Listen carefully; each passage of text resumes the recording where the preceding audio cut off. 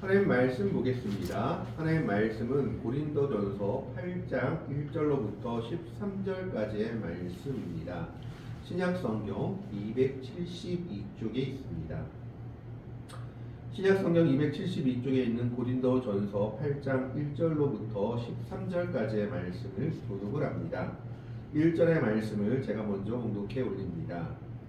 우상의 제물에 대하여는 우리가 다 지식이 있는 줄을 아나 지식은 교만하게 하며 사랑은 덕을 세우나니 만일 누구든지 이것을 아는 줄로 생각하면 아직도 마땅히 알 것을 알지 못하는 것이요 또 누구든지 하나님을 사랑하면 그 사람은 하나님도 알아주시느니라. 그러므로 우상의 제물을 먹는 일에 대하여는 우리가 우상은 세상에 아무것도 아니며 또한 하나님은 한 분밖에 없는 줄 아노라. 비록 하늘에나 땅에나 신이라 불리는 자가 있어 많은 신과 많은 주가 있으나 그러나 우리에게는 한 하나님 곧 아버지가 계시니 만물이 그에게서 났고 우리도 그를 위하여 있고 또한 한 주 예수 그리스도께서 계시니 만물이 그로 말미암고 우리도 그로 말미암아 있느니라. 그러나 이 지식은 모든 사람에게 있는 것은 아니므로 어떤 이들은 지금까지 우상에 대한 습관이 있어 우상의 제물로 알고 먹는 거로 그들의 양심이 약하여지고 더러워지느니라. 하나 음식은 우리를 하나님 앞에 내세우지 못하나니 우리가 먹지 않는다고 해서 더 못 사는 것도 아니고 먹는다고 해서 더 잘 사는 것도 아니니라. 그런즉 너희의 자유가 믿음이 약한 자들에게 걸려 넘어지게 하는 것이 되지 않도록 조심하라. 지식인은 네가 우리의 집에 앉아 먹는 것을 누구든지 보면 그 믿음이 약한 자들의 양심이 단련을 얻어 우상의 제물을 먹게 되지 않겠느냐. 그러면 내 지식으로 그 믿음이 약한 자가 멸망하나니 그는 그리스도께서 위하여 죽으신 형제라. 이같이 너희가 형제에게 죄를 지어 그 약한 양심을 상하게 하는 것이 곧 그리스도에게 죄를 짓는 것이니라. 13절의 말씀을 같이 읽습니다. 그러므로 만일 음식이 내 형제를 실족하게 한다면 나는 영원히 고기를 먹지 아니하며 내 형제를 실족하지 않게 하리라. 아멘. 지금은 많이 이제 그런 모습들이 사라졌지만 제가 젊었을 때만 해도 그리고 20년, 30년 전 또 뭐 아주 짧게는 10년 전만 해도 요즘도 그런 문화가 남아있는지는 모르겠습니다만은 믿는 자와 믿지 않는 자의 가장 큰 갈등 중에 하나가 제사의 문제였습니다.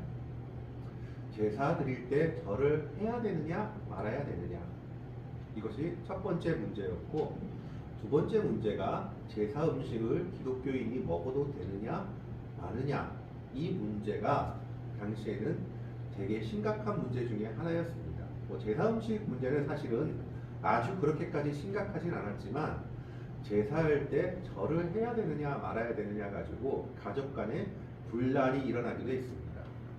그래서 기독교인은 제사 드릴 때 기도를 하지 절을 할 수 없다 그러면 부모 형제도 몰라보는 페류나라고 후레자식이라고 욕을 먹기도 했던 것이 그 당시 상황이었습니다. 근데 요즘은 뭐 제사 안 드리는 집도 많고 제사에 대한 그런 생각도 많이 옅어져서 그런 부분들이 많이 옅어지긴 했습니다. 어쨌든 이 제사의 문제가 가장 큰 문제였는데 요즘은 이제 또 결혼식의 문제가 또 큰 문제로 다가오는 것을 보게 됩니다.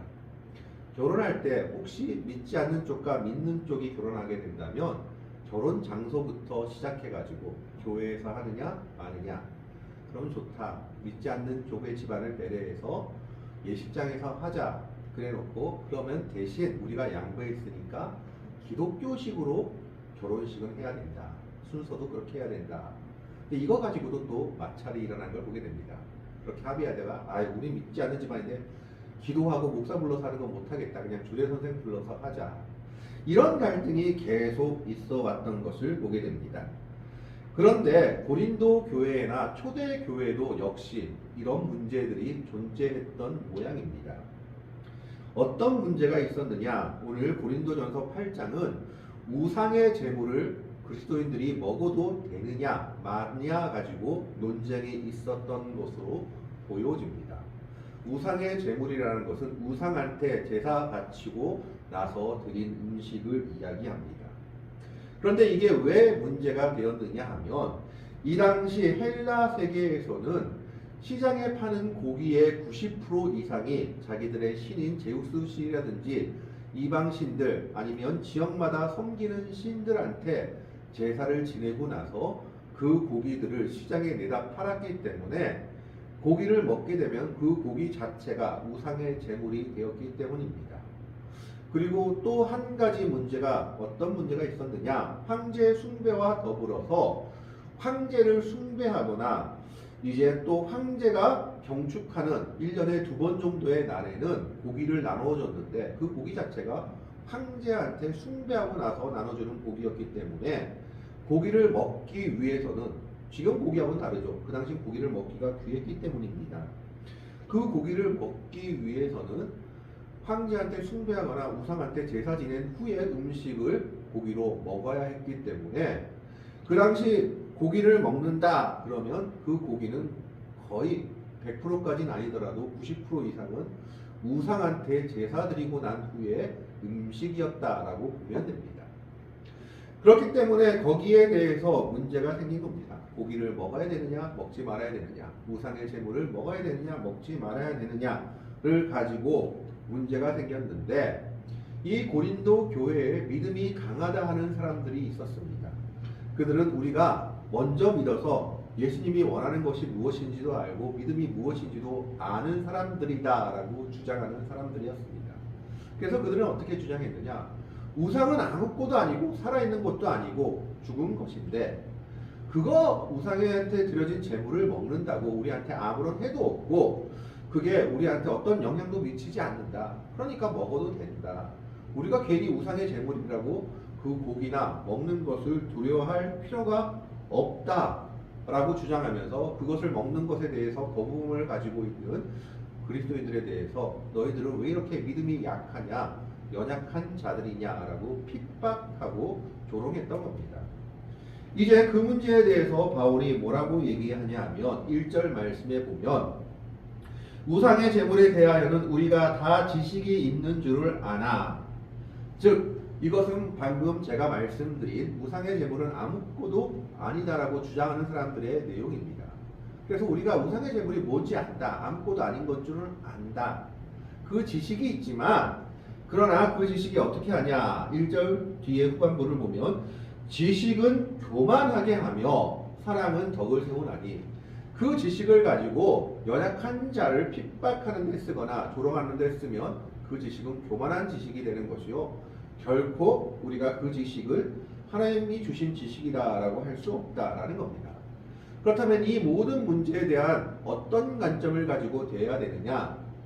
사랑으로 이 관점을 가지고 이 문제를 해결해야 된다라고 사도 바울이 이야기하고 있는 겁니다. 사랑은 덕을 세우나니 2절에 만일 누구든지 무엇을 아는 줄로 생각하면 아직도 마땅히 알 것을 알지 못하는 것이요 3절에 또 누구든지 하나님을 사랑하면 그 사람은 하나님도 알아주시느니라. 4절에 이런 말씀을 합니다.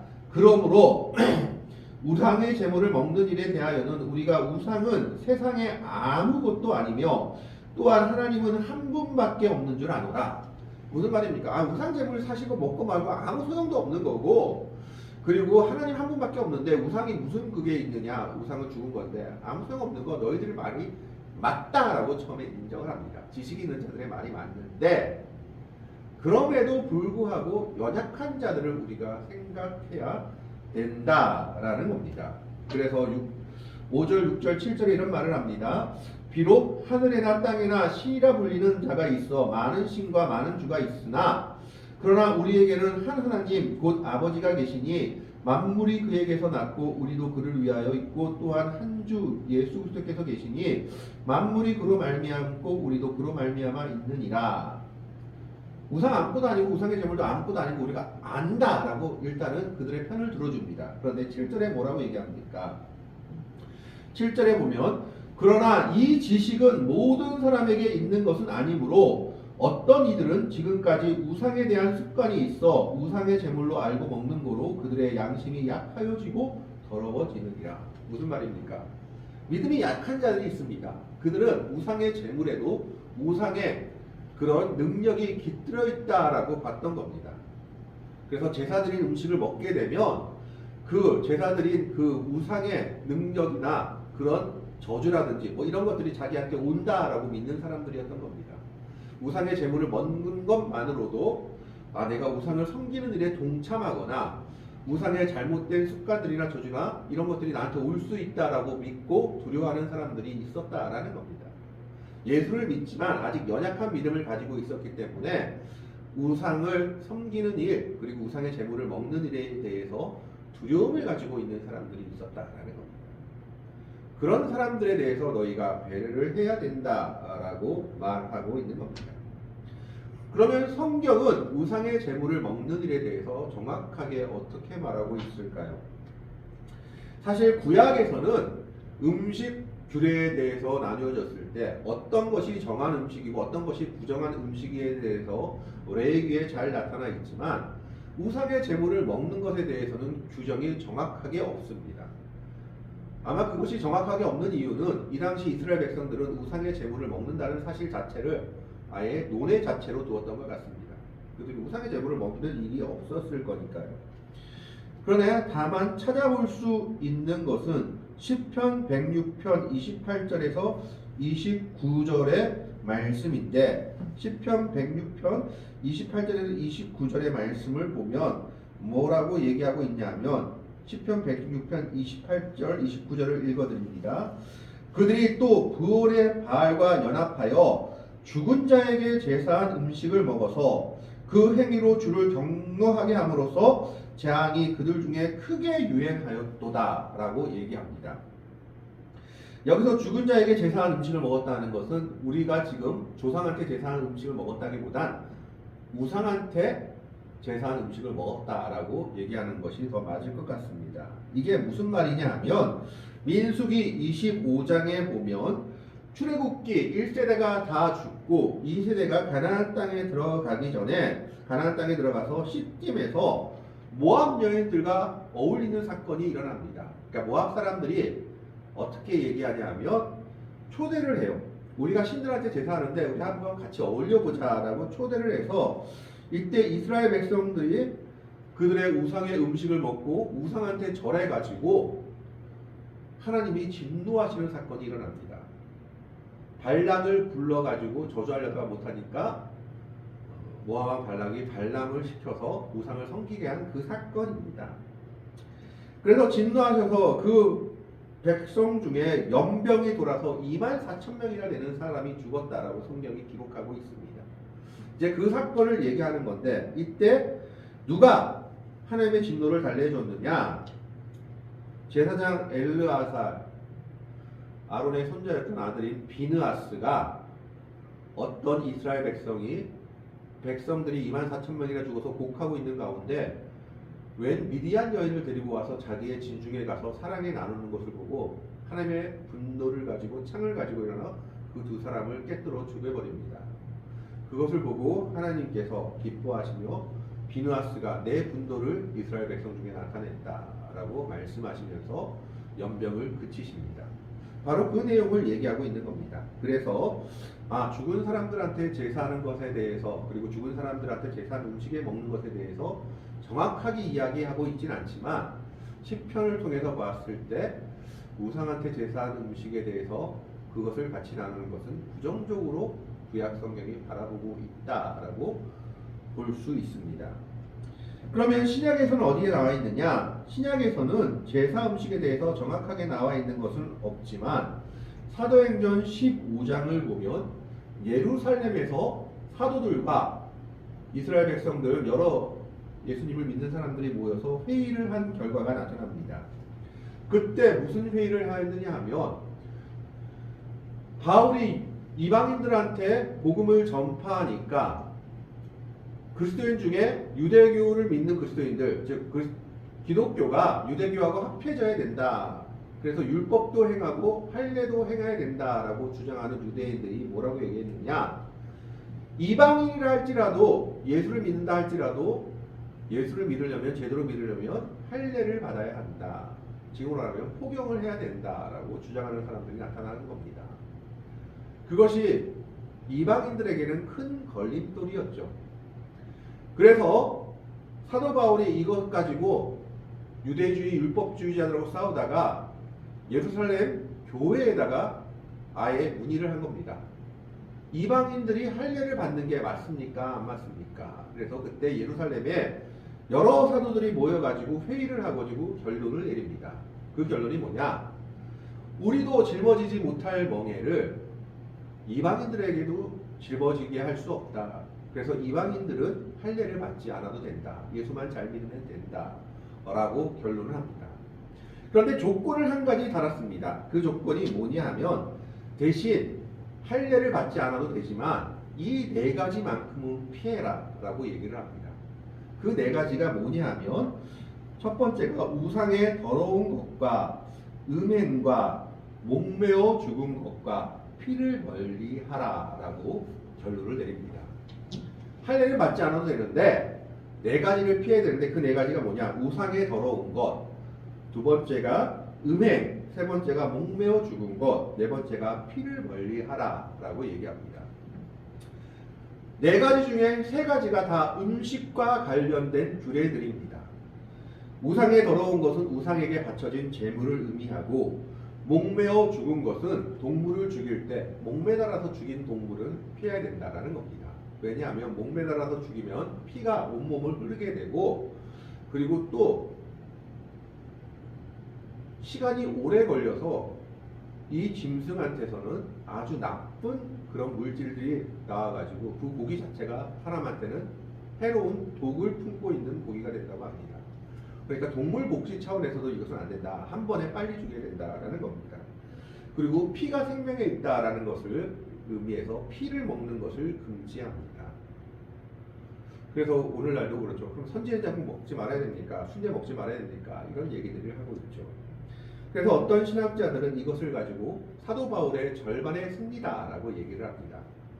왜냐하면 할례에 관해서는 자유함을 얻었지만 음식 규례에 관해서는 아직까지 완전한 자유함을 얻지 못하고 우상의 제물 먹지 말라, 목매어 죽은 거 먹지 말라, 피 먹지 말라. 물론 피는 생명의 근원이기 때문에 창세기에도 나와 있지만 이 세 가지를 가지고 금지시켰던 겁니다. 그러면 신약 시대 때 결정한 것이니까 지금도 우리가 이것을 지켜야 되느냐? 존 스토트라는 성경학자 그리고 신학자는 이것에 대해서 이렇게 얘기합니다. 사도행전 15장 21절을 보면 사도행전에서 예루살렘 회의가 끝나고 난 후 뭐라고 기록되어 있느냐? 모세를 전하는 사람이 각 성에 있으니 그 사람들한테 배워서 이걸 하지 못하게 하자라는 내용이 나옵니다. 그래서 존 스토트라는 신학자, 성경학자는 이것을 해석하기를 어떻게 하느냐? 할례라는 것을 하나 폐지한 것만 해도 유대인들한테 크나큰 충격이었는데 나머지를 모두 다 폐지해버리면 유대인들이 받아들이기 너무 힘들었다는 겁니다. 그 당시에. 그래서 할례는 자유함을 주었지만 음식 규례만큼은 어느 정도 인정을 했던 것으로 해석을 합니다. 그래서 이것은 이 규례는 뭐라 그럴까요? 완전히 바꿀 수 없는 규례가 아니라 그냥 예루살렘 회의의 결과였고 절충안이었다, 타협안이었다라고 해석을 합니다. 그래서 우상의 더러운 것, 목매어 죽은 것, 피는 음식 규례 중에서 그리스도인이라 할지라도 멀리 하라라고 예루살렘 회의가 결정한 겁니다. 사실 이건 먹어도 문제는 없습니다. 왜냐하면 하나님은 한 분이시고 그분만 신이시기 때문에 우상의 제물이 우리에게 어떤 영향을 미치지 않는다는 것을 믿음이 강한 사람들은 압니다. 근데 문제는 믿음이 연약한 사람들입니다. 그것을 보고 자기 믿음의 시험을 받으면 그 사람들을 어떻게 하겠느냐라고 지금 사도 바울이 이야기하고 있는 겁니다. 그래서 8절에 이렇게 말을 하고 있습니다. 음식은 우리를 하나님 앞에 내세우지 못하나니 우리가 먹지 않는다고 해서 더 못 사는 것도 아니고 먹는다고 해서 더 잘 사는 것도 아니다. 무슨 말입니까? 고기 먹는다고 해서 우리가 더 잘 사는 것도 아니고 고기 먹는다고 해서 우리가 죽는 것도 아니다. 이거에 그렇게 목매달을 필요가 있겠느냐라고 얘기하는 겁니다. 그러면서 9절에 그런즉 너희의 자유가 믿음이 약한 자들에게 걸려 넘어지게 하는 것이 되지 않도록 조심하라. 10절에 지식 있는 내가 우상의 지배하는 자 먹는 것을 보면 누구든지 그 믿음이 약한 자들의 양심이 담력을 얻어 우상의 재물을 먹게 되지 않겠느냐. 우상의 재물을 먹는 게 문제가 아니라 우상을 아무것도 아니니까 신전에서 제사한 음식 먹어도 되는데 믿음이 약한 자들은 그것을 먹으면서 어떻게 하느냐. 우상 선교도 되는가 보다 라고 생각할 수 있다라는 겁니다. 예수 믿으면서도 전보로 가는 사람들이 있고 예수 믿으면서도 이사할 때 손없는 날을 찾는 사람들이 있습니다. 그런 믿음이 없는 행위들을 하는 분들이 있죠. 그런데 믿음이 강한 내가 우상의 재물을 먹으면 그 사람들이 예수 믿어도 우상 재물 먹고 우상 선교도 되는가 보다 라고 잘못 생각할 수 있다라는 겁니다. 그런 일은 행해서는 안 된다라는 겁니다. 그래서 11절에 그러면 내 지식으로 그 믿음이 약한 자가 멸망하나니 그는 그리스도께서 위하여 죽으신 형제라. 네 믿음의 자유 때문에 그 연약한 형제가 믿음의 길에서 벗어나면 되겠느냐라고 말하고 있는 겁니다. 이같이 너희가 형제에게 죄를 지어 그 약한 양심을 상하게 하는 것이 곧 그리스도에게 죄를 짓는 것이니라. 그 형제에게만 죄를 짓는 것이 아니라 예수님께 죄를 짓는 거다라는 겁니다. 왜요? 그 사람을 전혀 생각하지 않고 나만 생각하기 때문에. 우상의 재물을 먹는 것이 아니라 우상의 재물을 먹는 것이 문제가 아니라 그것 때문에 시험에 드는 믿음이 연약한 자들을 생각해야 되지 않겠느냐라고 물어보고 있는 겁니다. 그래서 결론을 내리죠. 13절에 이렇게 말합니다. 그러므로 만일 내 음식이 내 형제를 실족하게 한다면 나는 영원히 고기를 먹지 아니하여 내 형제를 실족하지 않게 하리라. 갑자기 고기가 나옵니다. 우상의 재물에서. 아까도 말씀드렸다시피 고기 자체가 90%가 우상의 재물이기 때문입니다. 이 당시 시장에 나온 것은 다 우상한테 제사 드리고 나온 고기들이었습니다. 그래서 바울이 뭐라고 결론 내립니까? 형제를 위해서라면 내 평생에 고기를 먹지 않겠다. 결국 결론이 뭡니까?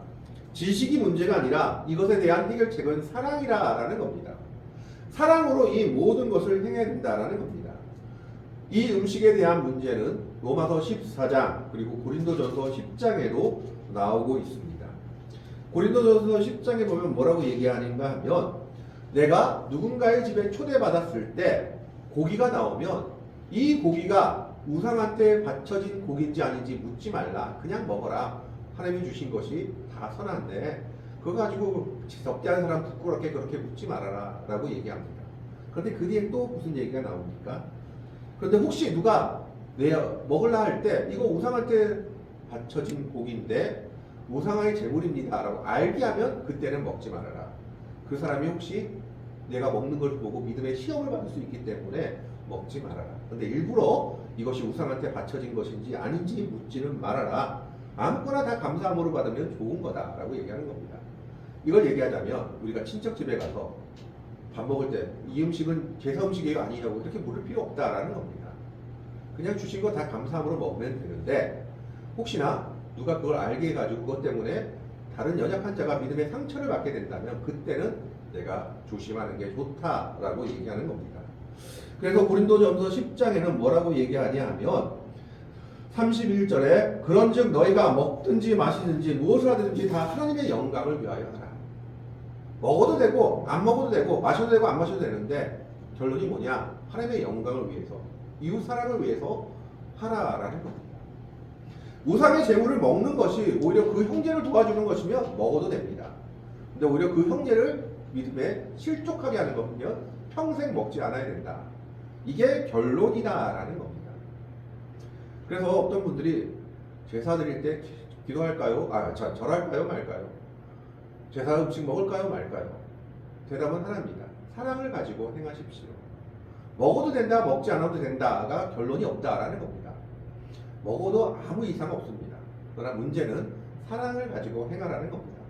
내가 우상의 재물을 먹는 걸 보고 누가 마음이나 신앙에 다침이 있을 것 같으면 안 하는 게 맞고 그렇지 않다면 그거 먹는 거 아무 소용없다. 아무 소용없다는 게 아니라 아무 관계없다라는 겁니다. 우상은 이미 죽은 것인데 하나님만 믿는 우리가 그것을 두려워할 필요가 없다라는 것이죠. 그래서 오늘의 결론은 뭡니까? 무엇을 하든지 하나님의 영광을 위하여 하는데 그 하나님의 영광을 위하여 하는 게 뭐냐? 결론이 뭡니까? 이웃 사랑입니다. 사랑을 가지고 행하는 것이 결론이 되어야 된다라는 겁니다. 그런데 우리가 믿음을 가지고 행하다 보면 때로는 내 가족이나 이웃들도 나중에 인정하게 됩니다. 저희도 저희 집만 기독교를 믿고 가정이 다 믿지 않았어요. 삼촌들이 다 믿지 않았는데 어느 날부턴가는 삼촌들이 이렇게 제사할 때 한 번씩 가고 이러면 너희는 교회 다니지? 기도해라. 절하지 말고 이렇게 얘기를 하시더라고요. 이런 어떤 순환들이 일어나는 것을 보게 됩니다. 그래서 오늘의 결론, 제사 음식을 먹느냐 먹지 말아야 되느냐 이것의 답이 결론이 아니라 무엇을 행하든지 하나님의 영광을 위하여 하되 그 영광을 위하여 하는 것에 뭐가 있어야 되느냐? 이웃 사랑의 모습으로 행해야 된다. 사랑이 답이다라는 겁니다. 사랑을 가지고 행하는 것이 결국 답이다라는 겁니다. 먹는 것이 사랑이면 그걸 먹으면 되고 먹지 않는 것이 사랑이면 먹지 않으면 되는 겁니다. 우리 그리스도인들의 가장 큰 결론 하나, 사랑입니다. 사랑을 가지고 모든 걸 행하고 모든 것을 하나님의 영광을 위해 나아가야 한다라는 겁니다. 오늘 사도 바울은 그것을 가지고 고린도 교인들에게 말하고 있는 겁니다. 지식이 많은 거 별거 아니다. 그래, 우상의 제물 안고 다니는 거 너희들 지식 많은 자, 믿음 강한 자들 너희 말이 맞다. 그러나 연약한 자들을 생각해줘라. 그들을 위해서라면 나는 평생 고기를 먹지 않아도 괜찮다. 그것이 이 우상의 제물을 먹느냐 먹지 않느냐에 대한 대답이다. 사랑이 답이다라는 겁니다. 오늘 우리는 이 우상의 제물에 관한 사도 바울의 말씀을 기억하면서 우리도 모든 일을 행하되 사랑을 가지고 행하는 믿음의 백성들이 될 수 있기를 바랍니다. 이것이냐 저것이냐가 아니라 이웃을 이해할 것이 무엇이냐, 하나님의 사랑을 나타내는 것이 무엇이냐를 생각하며 하나님의 사랑을 나타내며 사랑을 가지고 행할 수 있는 믿음의 백성들이 될 수 있기를, 하나님의 사랑을 나타내는 복되고 아름다운 성도들이 될 수 있기를 주님의 이름으로 간절히 축원합니다. 기도하겠습니다. 하나님, 오늘은 우상의 제물에 대해서 생각해 봅니다. 지식이 있는 자들이 있습니다. 우상은 아무것도 아닌 줄을 알지만 그러나 거기에 더하여 또한 연약한 자들이 있습니다. 우상의 제물에 대해 두려워하는 자들을 바라보며 사도 바울은 그들을 위하여 나는 평생 고기를 먹지 않아 그들을 실족하지 않게 하겠다라고 맹세하는 것을 보게 됩니다. 오늘 우리들에게도 이것이 답이 되게 하여 주옵소서. 사랑을 가지고 행하는 믿음의 백성들이 되게 하여 주옵소서. 이것이냐 저것이냐가 아니라 하나님의 사랑이 무엇을 원하느냐, 하나님의 사랑을 나타내는 것이 무엇인지를 기억하며 사랑을 가지고 행할 수 있는 믿음의 백성들 되게 하시고 하나님의 사랑을 나타내는 주의 백성들 되게 하여 주옵소서. 그 사랑으로 주의 은혜를 전할 수 있기를 바라오며 모든 걸 감사하며 우리를 사랑으로 구원하여 주신 우리 구주 예수 그리스도의 이름으로 간절히 기도하옵나이다. 아멘. 찬송가